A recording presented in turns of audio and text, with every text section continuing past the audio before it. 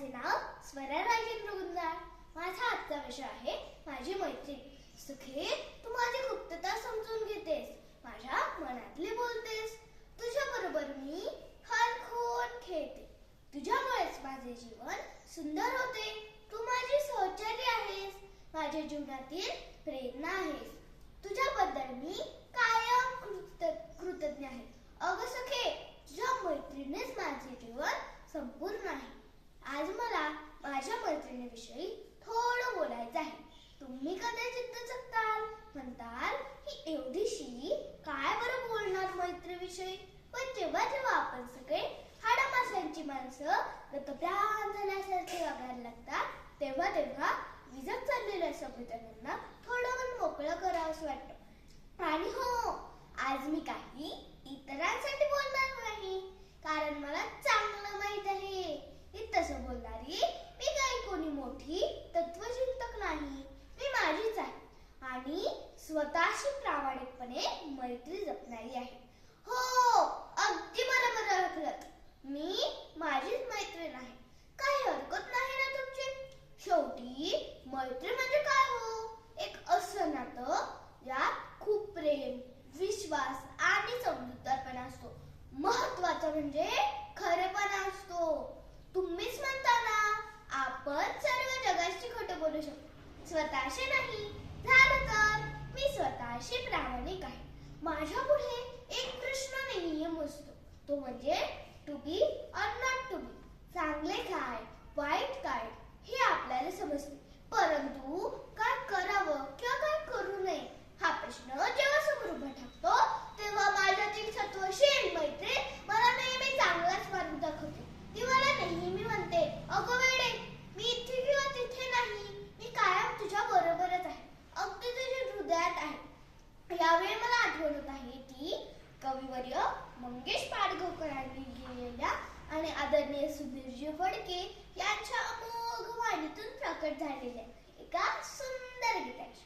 ते गीत म्हणजे कुठे शोधिशी रामेश्वर अन कुठे शोधिशी काशी.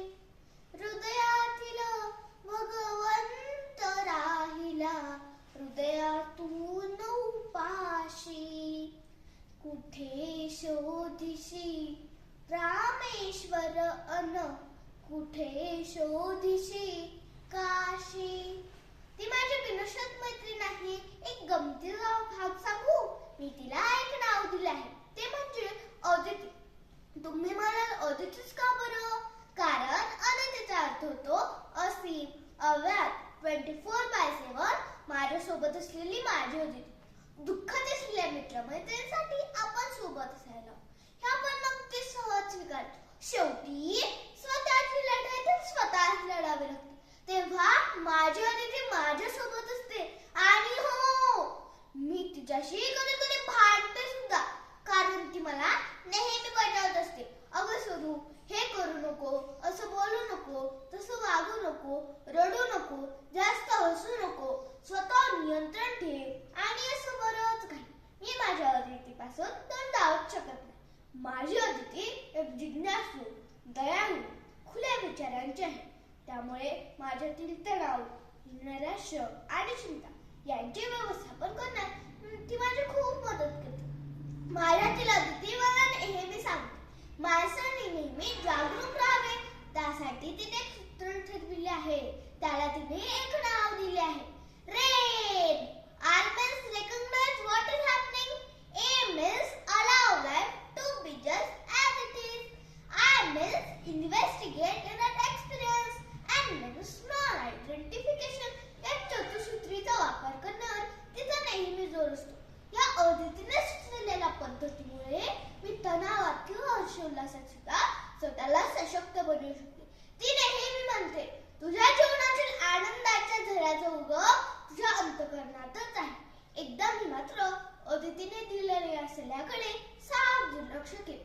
तेव्हा मला सर्व माणसं चांगली वाटायची, परंतु जसजशी मी त्यांच्या जवळ जाऊन डोकावून पाहू लागले, तेव्हा मला ती माणसं डोक्यात द्वेष, ईर्ष्या, कपट, तिरस्कार, अहंकार, अप्रामाणिकपणा घेऊन फिरत फिरताना दिसले.